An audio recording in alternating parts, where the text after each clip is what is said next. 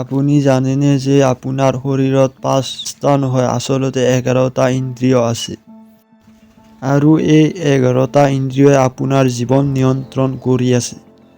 5টা জ্ঞানেন্দ্ৰিয়: চকু, কাণ, নাক, জিভা আৰু ছাল, যাৰ কাম হ'ল বাহিৰৰ পৃথিৱীৰ পৰা সংকেত গ্ৰহণ কৰি মগজুলৈ পঠোৱা। আৰু 5টা কৰ্মেন্দ্ৰিয়: মুখ, হাত, ভৰি, পায়ু আৰু উপস্থ, যিয়ে আপোনাৰ কামবোৰ বাস্তৱায়িত কৰে। কিন্তু এই সকলোবোৰৰ ওপৰত আছে মন।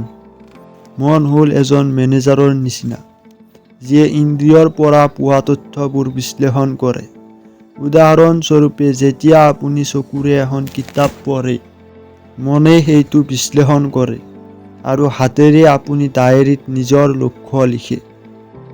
যদি আপুনি 2026 চনৰ লক্ষ্যত উপনীত হ'ব বিচাৰে তেন্তে এই মনটোক শক্তিশালী কৰক, কাৰণ মনক নিয়ন্ত্ৰণ কৰিলেহে ইন্দ্ৰিয় জয় কৰিব পৰা যায়।